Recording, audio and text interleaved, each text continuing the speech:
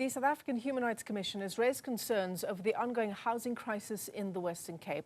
It's highlighted inefficiencies and a lack of transparency in the allocation of housing. The Commission also revealing that numerous complaints had been received from residents, and some municipalities across the province are grappling with significant housing backlogs from either the late 1990s or the early 2000s.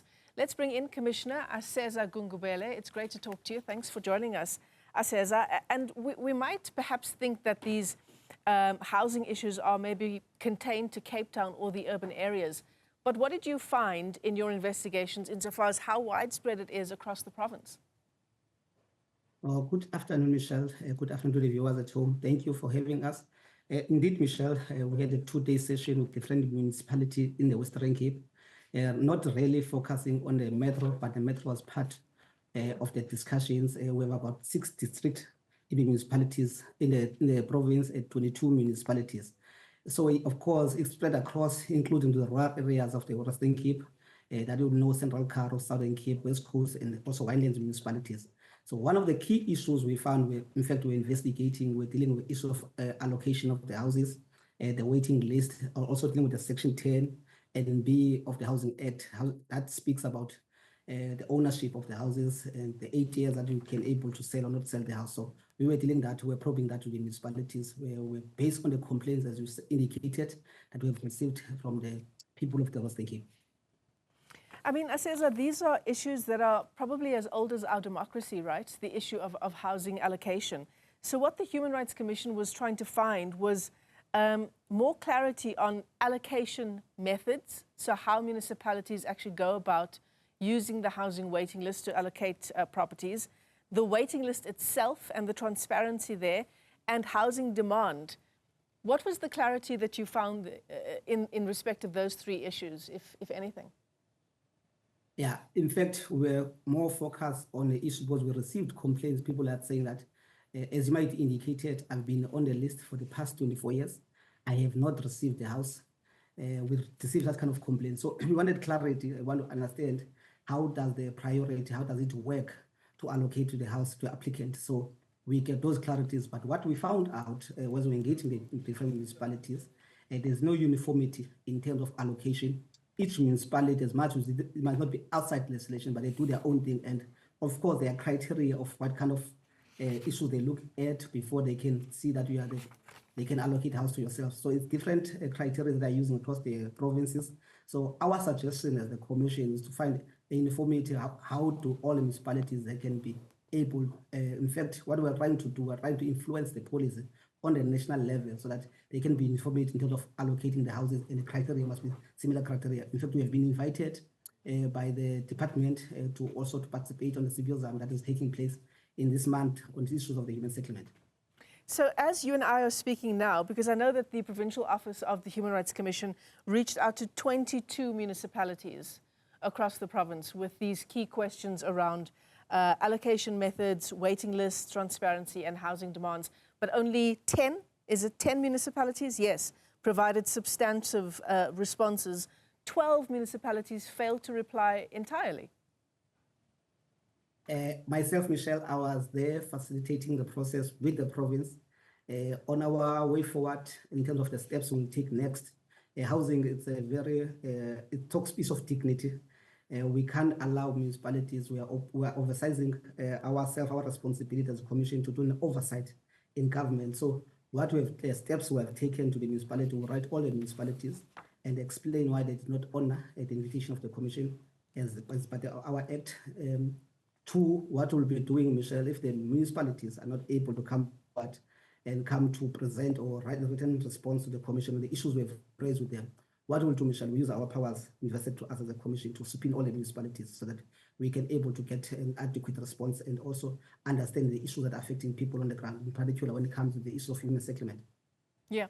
So is it still a case of, because, you know, historically a lot of people would say, I've been on the housing waiting list for decades, and then someone would appear on the housing waiting list, be there for just a short time, and would somehow manage to jump the queue.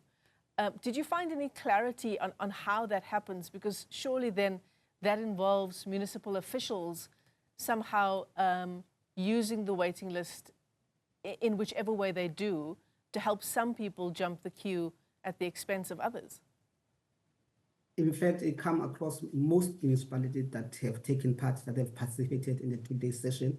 Of course, one of the issues that we cannot avoid it, Michelle, is the issue of the allocation where politicians are getting involved and have preferences of people that must be allocated houses. So it deals with that issue that new people might come in and being allocated. But the second one that had to do with that is the issue of what you call it, lying under the oath, fraudulent activities.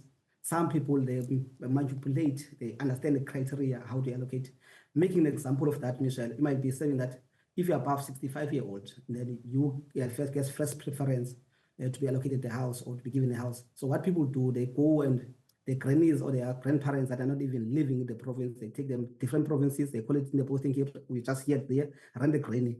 So they take someone else from somewhere else to come and apply, and immediately that person, when the house is allocated, it's just come the first day when the allocation, and then you don't see that person again. So that the issue that we're dealing with, one, is the political influence, two, is the fraudulent activities, people are lying under the oath so that they can have access to the houses. So we are dealing with that as a commission. We will be also in consultation with the municipalities, the leadership of the municipality, that will be the municipal managers and the mayors of the municipality and the executive, so that to try to understand what might be the real issues, but also to clarify them, their role and responsibilities when it comes to the houses allocation. So depending on the findings from the Human Rights Commission, Aseza, if indeed there's evidence, if evidence emerges of politicians who you know by name getting involved in housing allocations, what would be the next steps there on the part of the Human Rights Commission? In terms of the Municipalities Act and Structures Act, we call that you are interfering with administration. It's not your responsibility. So that which means we are directly violating the right of an individual that's supposed to have had a house. So you violated that right. So we deny that person the right to have a house by choosing your own person. So as a commission, as I said, that we'll use all what is reasonable, that we have powers to exercise to make sure that we hold those people accountable. If we have to take them to prosecute them criminal cases, we'll do so. Yeah, we need to get to the bottom of this issue. Just some numbers coming out of Drakenstein municipality. It's one of the municipalities in the Western Cape. They've got an active housing demand of almost 22,000 people, according to the Daily Maverick. And they've got an ability to provide an average of 300 to 500 opportunities for housing every single year.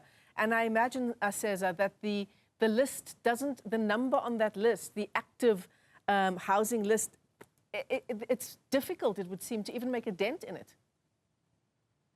Yes, in fact, Drakenstein was one of the municipalities that participated in the today, and in fact, they came with a very good suggestion.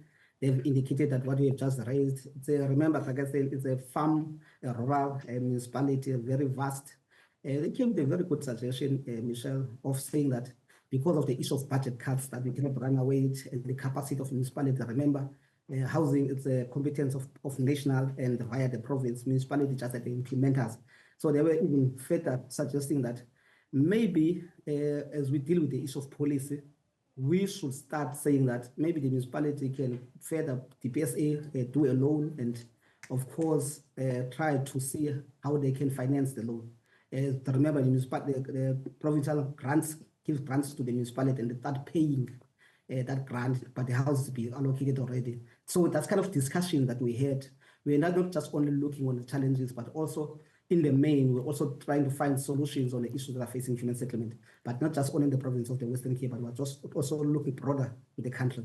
Yeah, there are so many stories of people being on the list for decades, and some passing away before they have the joy of walking into their own home. So it's an incredibly important story. Aseza Gungubele is a commissioner with the South African Human Rights Commission as we look into housing crisis in parts of the Western Cape.